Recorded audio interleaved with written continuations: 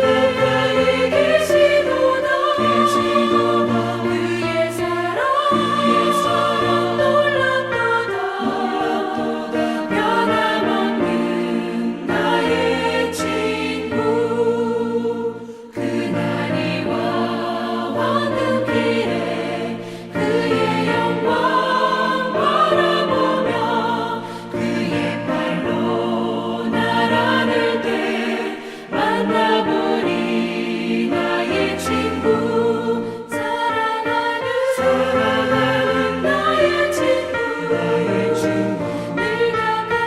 늘 가까이 계시도다 그의 사랑 놀랍도다 변함없는 나의 친구. 오늘 함께 읽을 하나님 말씀은 잠언 7장 6절에서 23절입니다. 내가 내 집 들창으로 살창으로 내다보다가 어리석은 자 중에 젊은이 가운데에 한 지혜 없는 자를 보았노라. 그가 거리를 지나 음녀의 골목 모퉁이로 가까이하여 그의 집 쪽으로 가는데 저물 때 황혼 때 깊은 밤 흑암 중에라. 그때의 기생의 옷을 입은 간교한 여인이 그를 맞으니 이 여인은 떠들며 완악하며 그의 발이 집에 머물지 아니하며 어떤 때에는 거리 어떤 때에는 광장 또 모퉁이마다 서서 사람을 기다리는 자라. 그 여인이 그를 붙잡고 그에게 입맞추며 부끄러움을 모르는 얼굴로 그에게 말하되 내가 화목제를 드려 서원한 것을 오늘 갚았노라.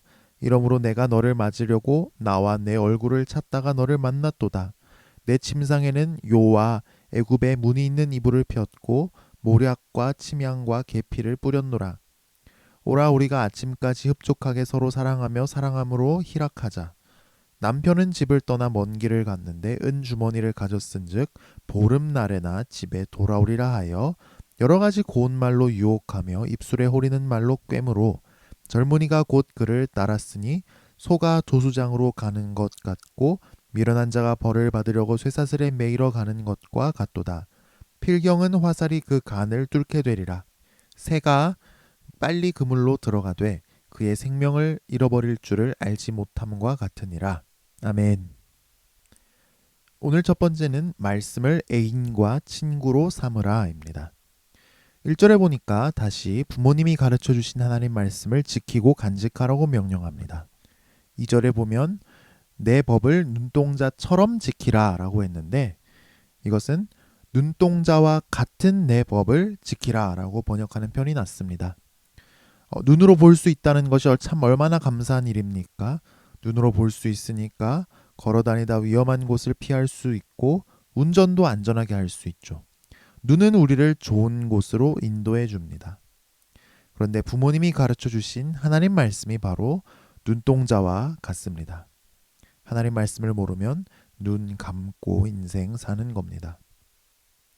3절에 보면 이 말씀을 손가락에 매라 라고 하네요. 하나님 말씀이 좋은 줄 알면서도 하나님 말씀을 잊고 살 수 있습니다. 우리는 기억력이 안 좋아서 자꾸만 잊어버리니까요. 잊어버리지 않으려면 액션을 취해야 합니다. 말씀을 직접 써보기도 하고 내가 잘 볼 수 있는데 말씀을 붙여놓기도 해야 합니다. 그리고 3절 하반절은 말씀을 마음판에 새기라 라고 하는데 이 말씀이 무슨 뜻일까? 내게 무엇을 말씀할까? 우리는 배우고 묵상해야 합니다.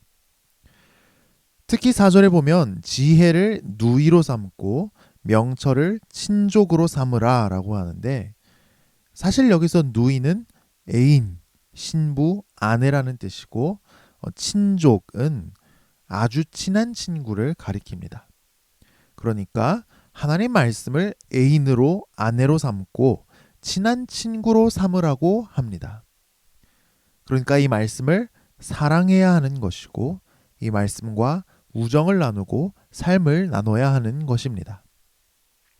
이 말씀을 적용해 볼까요? 나는 말씀을 얼마나 가까이 하고 있습니까? 말씀을 진지하게 묵상합니까? 사랑하는 연인, 부부는 서로 얼마나 붙어 다닙니까? 좋아하는 친구, 제일 친한 친구끼리도 얼마나 붙어 다닙니까? 나는 말씀과 이렇게 붙어 다닙니까? 말씀을 사랑해서 말씀과 친해서 말씀과 자주 만납니까? 이렇게 할 때 말씀은 우리의 눈동자가 되어서 우리를 위험으로부터 건져주고 우리를 좋은 곳으로 인도해 줄 것입니다. 이런 말씀의 능력을 체험하는 우리가 되기를 축복합니다. 오늘 두 번째는 가짜 사랑의 유혹입니다. 특히 우리가 말씀을 가까이 해야 하는 이유는 이 말씀이 우리를 음녀의 유혹에서 지켜줄 것이기 때문입니다. 말씀이 나의 애인이고 아내고 신부니까요. 그렇다면 말씀이 음녀한테 소금이라도 치면서 썩 물러가라 하는 것이죠. 한 청년이 이제 갓 부모님으로부터 독립했습니다. 그동안 부모님이 이래라 저래라는 잔소리에 질려버려서 이제 절대로 교회도 안 나가고 신앙생활을 안 하겠다고 결심을 했습니다. 자기 마음대로 살아보겠다고, 성적으로도 좀 즐기면서 살아보겠다고 합니다. 그래서 퇴근길에 괜히 원나잇 상대가 출몰한다는 골목을 지나서 집에 가보는데 아니나 다를까 그녀가 나타났습니다. 사실 그녀는 유부녀이면서도 들끓는 욕망을 주체하지 못해서 젊은 청년들을 유혹해서 성관계를 갖는 아주 악한 여자였습니다. 그런데 그녀와 대화를 하고 있자면 정말 그녀가 나를 사랑하는 것만 같습니다. 그녀와 성관계를 가지면 아주 환상적일 것만 같고 엄청나게 위로를 받을 것만 같습니다. 하지만 그 청년은 벌써 그녀의 간교한 혀가 맺는 말에 넘어가서 그녀의 모든 것이 사실은 가짜라는 걸 전혀 알아보지 못합니다. 화려한 명품 옷으로 치장한 것 같지만 뭔가 어색하고 이상하다는 걸 알아채지 못합니다. 싸구려 짝퉁이라는 걸 전혀 모릅니다. 아는 게 아주 많은 것처럼 모든 대화를 능숙하게 끌어갑니다. 말이 끊이지를 않습니다. 하지만 그녀가 사실은 빈수레라는 걸 이 청년은 모릅니다. 그녀는 완악합니다. 하나님이 정하신 옳고 그름에 도전하는 게 멋지지 않아? 용감하지 않아? 그러면서 이 청년을 유혹합니다. 그녀는 이 청년을 보고 마치 첫사랑에라도 빠진 듯한 홀린 눈으로 쳐다봤겠죠.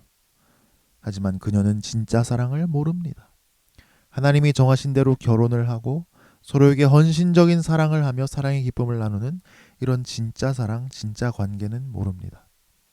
그저 하룻밤 성적인 쾌락 누리는 걸 사랑이라고 생각합니다. 클럽 같은 데 다니면서 거기서 여왕벌처럼 인기가 많아지는 가짜 사랑, 가짜 인기, 가짜 관계밖에 모릅니다.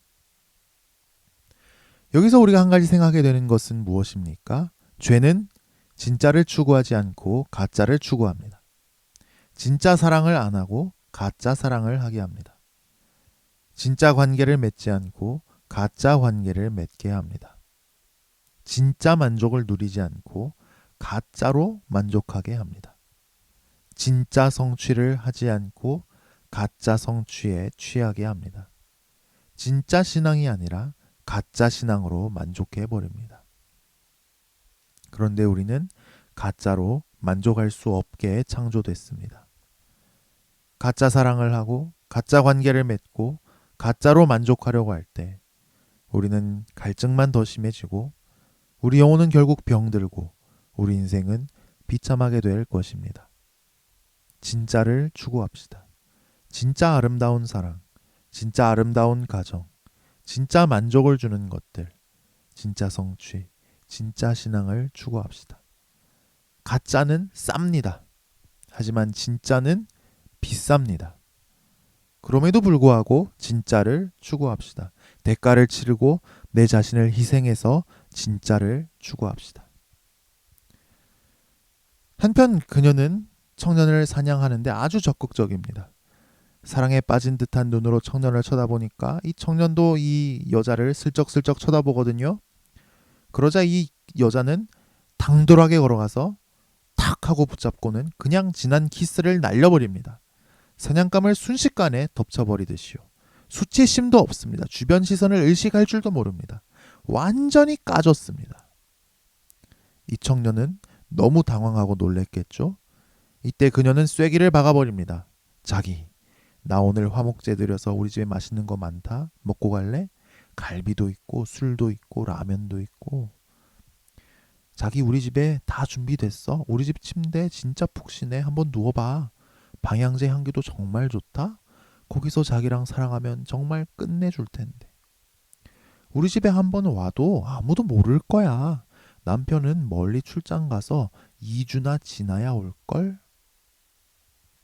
그래서 이 청년이 그 거짓말과 유혹에 넘어가서 가짜 투성이인 그녀를 따라가는데 그 꼴이 꼭 소가 도살장에 죽으러 가는 것 같고 미련한 사람이 벌을 받으려고 쇠사슬에 매이러 가는 것 같더라. 이렇게 말합니다. 이 청년이 이렇게 성적인 순결을 잃어버리는 것은 화살이 그 간을 뚫어서 피가 철철 나서 죽게 되는 것 같다고 말씀합니다. 27절은 그 집에 들어가는 순간 바로 지옥 불구덩이로 떨어진다라고 경고하죠. 그 방에 들어가는 순간 바로 무덤 구덩이에 빠진다라고 경고합니다. 성적인 순결을 지키는 문제는 하나님 앞에서 우리가 살고 죽는 문제인 것입니다.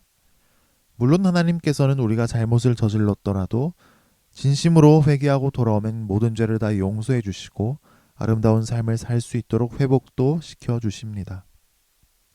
하지만 하나님이 죄를 다 용서해 주셨어도 내가 내 안에 드는 그 죄책감, 실패했다는 자괴감을 지우기가 어렵습니다. 그리고 누가 알까봐, 소문이라도 날까봐, 그래서 내가 정상적인 결혼 생활을 하지 못하게 될까봐 늘 두려워하며 살 수 있습니다. 그러면 우리가 하나님을 위해서 능력 있게 살 수가 있겠습니까? 그래서 성적인 순결을 지키는 문제는 하나님 앞에서 우리가 살고 죽는 문제인 것입니다. 우리가 성적인 순결을 지키고 우리 자녀 청년들이 성적인 순결을 지킬 수 있도록 기도합시다. 특히 우리가 결혼생활, 부부생활을 아름답게 할 수 있도록 기도합시다. 서로를 다시 뜨겁게 사랑할 수 있도록 기도합시다. 성적인 순결을 지키고 모든 죄의 유혹을 이겨내려면 어떻게 해야 합니까? 아름다운 결혼생활, 부부생활을 하려면 어떻게 해야 합니까? 하나님 말씀을 나의 애인으로, 아내로, 신부로 삼아야 합니다. 내 제일 친한 친구로 삼아야 합니다. 그래서 음녀는 생각할 겨를도 없어야 합니다. 말씀이 내 눈동자가 되어야 합니다. 그래서 음녀의 허접한 옷 매무새, 빈수레같이 골빈 머리, 가짜 사랑의 파국적인 결과를 볼 수 있어야 합니다. 오늘 하루도 하나님 말씀을 나의 애인으로, 아내로, 신부로, 제일 친한 친구로 삼는 하루 되기를 축복합니다. 하나님 말씀이 우리 눈동자가 되어서 우리 갈 길을 밝히 보여주는 은혜 누리는 하루 되기를 축복합니다. 기도하겠습니다. 하나님 아버지, 이 세상은 허영의 시장과 같아서 온갖 허접한 가짜로 우리를 유혹하는데 주님, 우리는 그런 가짜에 눈이 돌아갈 때가 참 많습니다. 가짜 사랑, 가짜 관계, 가짜 만족, 가짜 성취, 가짜 신앙, 값이 싸다고 우리는 이런 것들로 만족해 보려고 했습니다. 하지만 진짜는 비싸고 얻기 힘들다는 진리를 기억하게 하옵소서. 그리고 오직 진짜로만 우리가 만족할 수 있다는 것을 기억하게 하옵소서. 주님, 우리에게 진짜 사랑, 진짜 관계, 진짜 만족, 진짜 성취, 진짜 신앙을 주셔서 참된 행복을 누리며 살아갈 수 있게 하여 주옵소서. 우리가 성적으로도 순결하기를 원합니다. 아름다운 결혼생활, 부부생활 하게 하옵시고 부부가 서로 더 뜨겁게 사랑하게 하옵시고 청년들, 자녀들도 아름다운 진짜 사랑을 할 수 있도록 은혜 내려 주옵소서. 오늘 하루 말씀이 나의 눈동자가 되기를 소망합니다. 나의 연인, 나의 아내, 제일 친한 친구가 되기를 소망합니다. 말씀의 등불을 앞세워 살아갈 때 오늘 하루 삶이 정말 아름답고 능력 있고 거룩할 수 있도록 복 내려 주옵소서. 오늘 우리에게 일용할 양식을 주옵시고 연약해진 몸과 마음을 치료하여 주옵소서. 특히 이 어려운 시기에 모든 성도님과 가족의 건강을 특별히 지켜 주옵소서.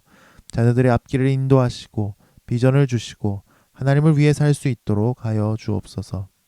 교회가 늘 평안하기를 원합니다. 성령 하나님 다스려 주옵시고 복음의 능력이 교회를 통해 충만히 나타나도록 우리 모두가 각자 자리에서 섬길 때 역사하여 주옵소서. 예수님 이름으로 기도합니다. 아멘.